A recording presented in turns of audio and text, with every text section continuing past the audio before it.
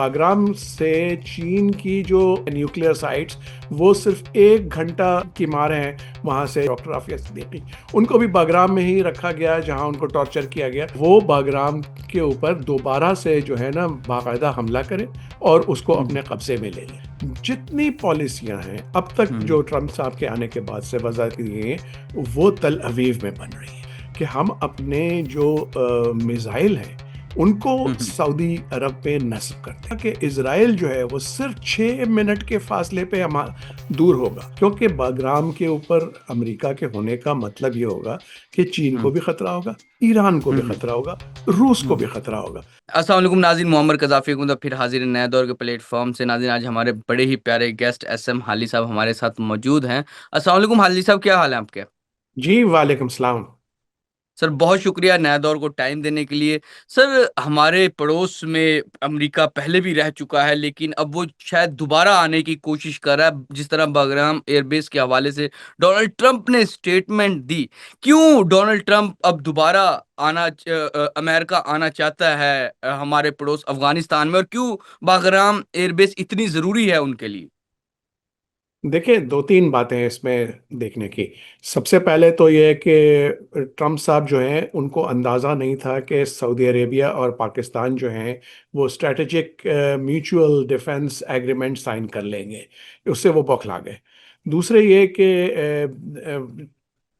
चीन से भी वो खायफ हैं, तो इसलिए उन्होंने ये बयान दे दिया। और अगर कि बागराम जो है वो बेस हासिल करना चाहते हैं अफगानिस्तान से।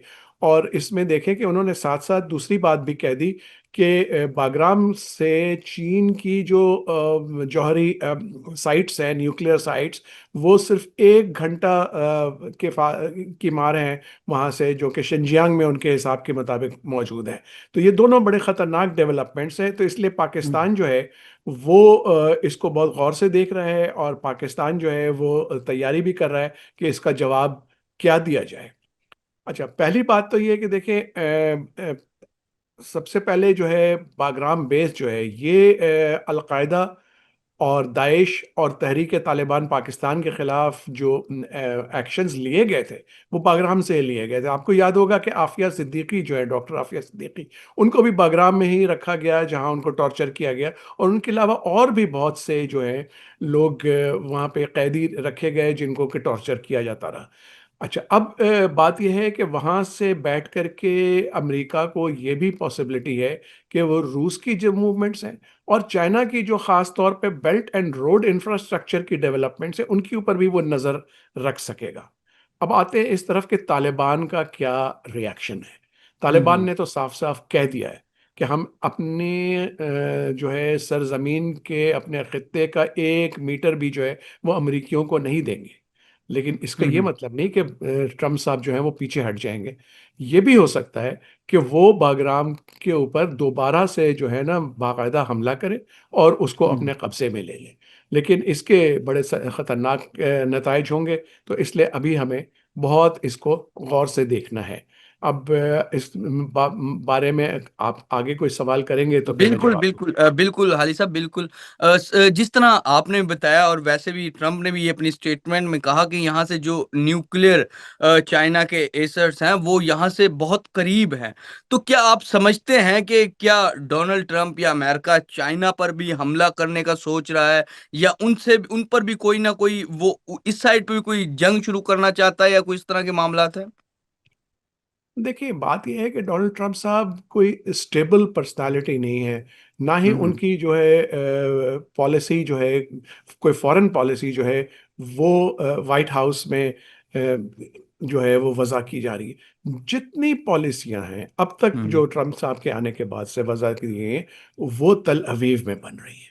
और ये बड़ी ख़तरनाक बात है। तो इसलिए और हमारा वास्ता फिर ऐसे दुश्मन से पड़ा है जिसने अभी दोहा पे अटैक किया, उससे पहले जो है वो शाम पे और कहाँ कहाँ अटैक कर चुका हुँ, है। तो हुँ, हुँ, इसीलिए इन चीज़ों से, और दूसरे ये कि अमेरिका के ऊपर इन्हिसार था सऊदी अरब का भी और दूसरी गल्फ स्टेट्स का भी। लेकिन उन लोगों ने देख लिया कि ये तो कोई रिलायबल एलाई है नहीं। कतर में सबसे बड़ी बेस अमेरिका की है, उसके बावजूद हुँ, इसराइल ने आकर के वहाँ हमला कर दिया। तो अब जो सऊदी अरब और पाकिस्तान का जो ये एग्रीमेंट हुआ है इसके दो चार नतायज हो सकते हैं आगे चल करके। कुछ खतरनाक भी है। सबसे पहले ये कि चूंकि हमने ये कहा है कि जिस तरह नेटो के जो आर्टिकल 5 के मुताबिक किसी भी नेटो कंट्री के ऊपर हमला किया जाए तो वो पूरे नेटो के ऊपर हमला तस्वुर किया जाता है, उसी तरह पाकिस्तान और सऊदी अरब इसको देख रहे हैं और वो ये कह रहे हैं कि अगर पाकिस्तान या सऊदी अरब के ऊपर हमला किया गया तो इसका जो है वो मतलब ये है कि वो दोनों के ऊपर हमला है और उसका जवाब दिया जाएगा। अब पाकिस्तान इसके जवाब में एक कदम ले सकता है जिसकी तरफ थोड़ा सा इशारा हमारे वजीर दिफा साहब ने भी किया कि हम अपने जो मिसाइल हैं उनको हम्म सऊदी अरब पे नस्ब कर दें। उसका मतलब ये होगा कि इसराइल जो है वो सिर्फ 6 मिनट के फासले पे हम दूर होगा और अगर जरूरत हम्म पड़ी तो फौरी इस्तेमाल किया जाएगा, इसराइल को पता भी नहीं लगेगा और वो हिट करेगा। अब इसराइल इनके जो है कई जो है तरह से रिएक्ट कर सकता है। एक तो ये कि वो कोशिश हम्म करेगा प्रिएम्प्ट करने की, वो कोशिश करेगा किसी तरह इनको सबोताज किया जाए।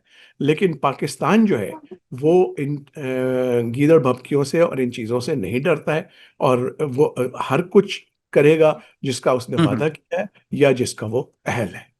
बिल्कुल, बिल्कुल। सर, जिस तरह आजकल पाकिस्तान के भी अमेरिका से अच्छे ताल्लुकात हैं, जिस तरह फ़ील्ड मार्शल आसिम मुनीर के साथ डिनर किया डोनाल्ड ट्रंप ने और उससे बाद भी सारी चीज़ें आपके सामने हैं। क्या अगर तालिबान ये बागराम एयरबेस नहीं देते, तो हो सकता है कि पाकिस्तान से कहा जाए कि आप हमें कुछ ना कुछ दें ताकि हम उनसे ये एयरबेस ले सकें। तो क्या पाकिस्तान अपना अड्डा दे सकता है? माज़ी में इस तरह की मिसाल मौजूद है, मैं इसलिए ये सवाल कर रहा हूँ सर।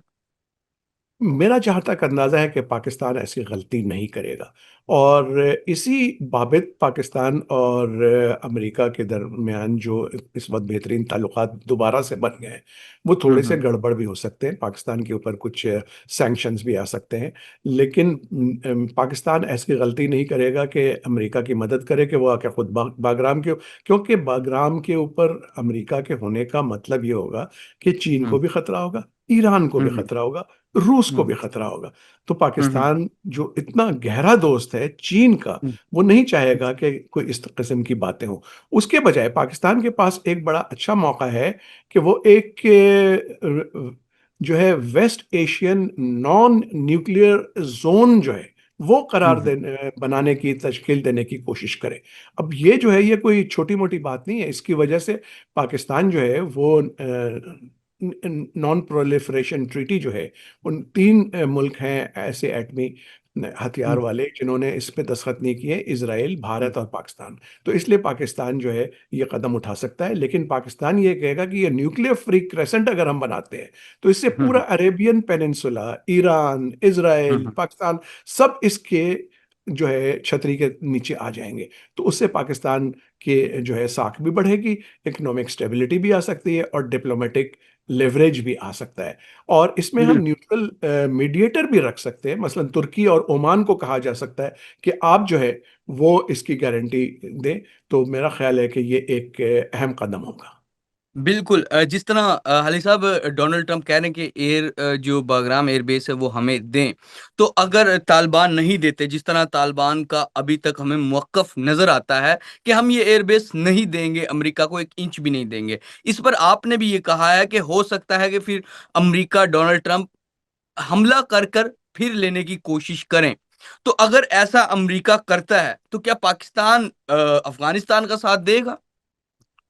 पाकिस्तान अफगानिस्तान का साथ दे या ना दे, लेकिन पाकिस्तान नहीं चाहेगा कि उसके पड़ोस में जो है ऐसी एक बेस बन जाए जिससे कि वो लोग नज़र रखें हमारे ऊपर, ख़ास तौर पे खैबर पख्तूनख्वा पे और मगरिब के जानिब बलूचिस्तान के ऊपर।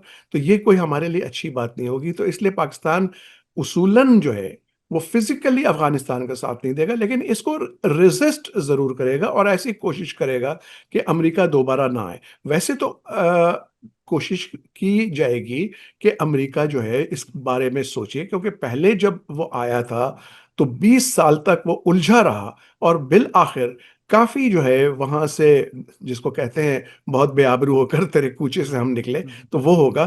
तो इसलिए मेरा ख्याल है कि शायद कुछ अकल आ जाए। बिल्कुल सर, जो हमारा एक मुआहिदा हुआ है सऊदी अरब पर, और उसके जो खुले अल्फाज वो यही हैं कि अगर पाकिस्तान पर हमला होता तो वो सऊदीया पे समझा जाएगा, अगर सऊदीया पे हमला होता तो वो पाकिस्तान पर समझा जाएगा। क्या आपने भी शायद इसके मुतालिक इसी तरह की बात की? क्या ये जो अमेरिका है वो क्या इस वजह से भी आ रहा है कि जो उनका कंट्रोल था इस इलाके में वो अब उनके पास नहीं रहा, और शायद उनका इतना बड़ा कोई एलाय और उस तरह उनका साथ भी नहीं दे रहा, तो ये वजह भी हो सकती है वो अमेरिका यहाँ पे आना चाह रहा है?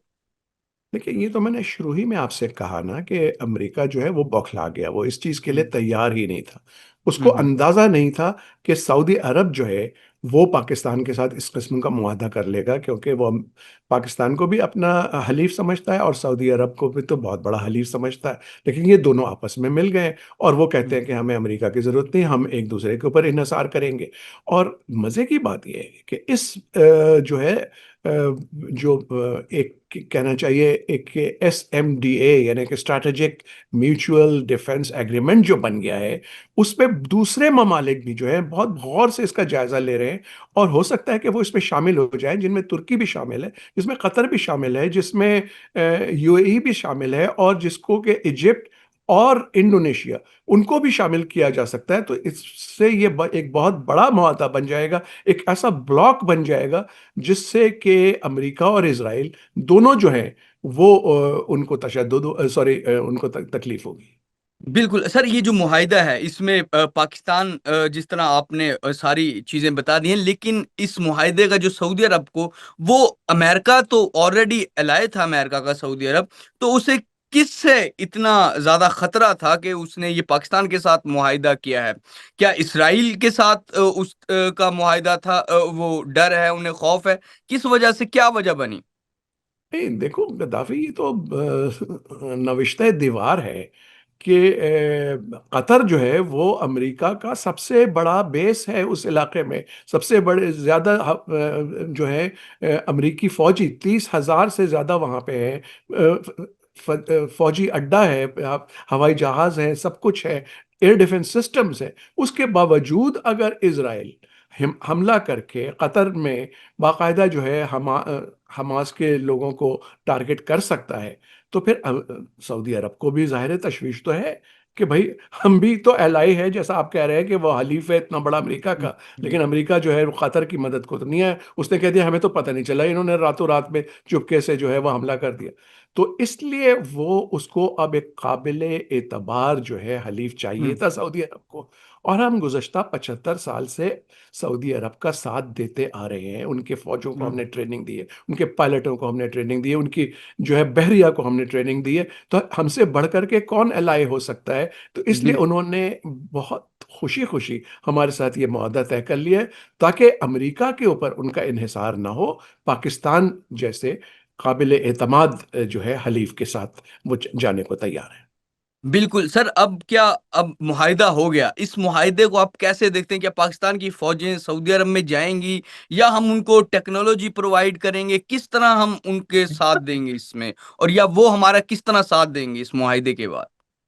देखिए, अभी बहुत सी चीज़ें जो है ना वो तसव्वुराती हैं, कागज़ के ऊपर नहीं आई हैं, लेकिन उनका जो है उनके ऊपर गुफ्तगू हो रही है और उनके ऊपर आगे चल कर के पता चलेगा। अब जिस तरह अब न्यूक्लियर ही जो न्यूक्लियर छतरी है या न्यूक्लियर अम्ब्रेला जिसको हम कहते हैं, उसका हमने खुल करके कोई बात नहीं की है। तो इसलिए अभी हम नहीं कह सकते हैं कि हमारी फ़ौजें वहाँ जाएँगी और वहाँ से जाकर के दिफ़ा करेंगी, ज़रूरी नहीं है। लेकिन आज आजकल जो है ज़माना आ गया है टेक्नोलॉजी का, जिसके अंदर पाकिस्तान ने अभी मई के महीने में अमेरिका सॉरी भारत के साथ जो 4 दिन की जंग हुई उसमें दिखा दिया कि मिनटों सेकंडों के अंदर उसने सिस्टम्स ऐसे लगाए हुए हैं जिनसे कि उसने उनको मात दे दी। तो उसी तरह वो पाकिस्तान अगर चाहे तो वहां अपनी फिजिकल मौजूदगी के बगैर ही सऊदी अरब का दिफा कर सकता है। और उसी तरह हम्म, अगर उसने शामिल कर लिया सऊदी अरब को, तो सऊदी अरब जो है वो पाकिस्तान का दिफा कर सकता है, क्योंकि हम दोनों ने तो वादा ये किया है कि अगर किसी एक बिल्कुल। पे हमला होता है तो दूसरा जो है वो उसके बचाव के लिए फौरन जंग में कूद पड़ेगा। बिल्कुल, लास्ट क्वेश्चन सर, इस मुआहिदे के बाद क्या हम सऊदीया, जिस तरह पाकिस्तान एटमी ताकत कंट्री है, एटमी हथियार है पाकिस्तान के पास, क्या हम सऊदी अरब को भी यही समझेंगे कि वो भी अब एटमी ताकत कंट्री या एटमी हथियार उसके पास भी हैं? देखिए, हम अपने एटमी हथियार तो उनको नहीं दे रहे हैं ना, क्योंकि हुँ, उससे दुनिया को तशवीश हो सकती है। और अगर आपको याद हो कि बारहा हमारे एटमी तंसीबात के ऊपर हमले हो चुके हैं, कोशिश हो चुकी है कि वो हमसे ले लिए जाएं, और बहाना ये बनाया जाता था कि दहशतगर्द आके पाकिस्तान के जो है एटमी हथियार ले जाएंगे और फिर वो उसको मगरिब के खिलाफ इस्तेमाल करेंगे। हुँ, पाकिस्तान ने एक बहुत ही ज़बरदस्त किस्म का जो है न्यूक्लियर कमांड अथॉरिटी बनाई हुई है, जिसमें कि ऐसे ऐसे सेफ्टी फीचर्स हैं जो कि भारत के पास भी नहीं है। तो हुँ, इसलिए हुँ, पाकिस्तान को ज़रूरी नहीं है कि वो अपने एटमी हथियार सऊदी अरब को देगा। अलबत्ता हुँ, वो उसने सऊदी अरब को य- जो है यकीन दिला दिया है कि अगर सऊदी अरब को ज़रूरत पड़ी तो पाकिस्तान उसकी मदद के लिए आएगा, और जो कुछ उसके पास है उसको वो इस्तेमाल करेगा। जाहिर है, बगैर नाम लिए हुए इसमें एटमी हथियार शामिल। बिल्कुल, नाज़रीन, जिस तरह के एहसन हाली साहब हमारे साथ मौजूद थे और बड़ी खुल के उन्होंने बगराम एयर बेस और पाकिस्तान-सऊदी मुआहिदे के बारे में बातें की, और हम मज़ीद भी कोशिश करते रहेंगे कि एहसन हाली साहब हमें टाइम दें, और इनका जो तज़्ज़िया है, वो बड़ा लोग पसंद करते हैं। ख़ास करके नए दौर की जो ऑडियंस है, वो बहुत ज़्यादा एहसन हाली साहब को पसंद करती है। फ़िलहाल के लिए नया दौर से मुअम्मर क़ज़ाफ़ी को और एहसन हाली को इजाज़त दीजिए। खुदा हाफ़िज़।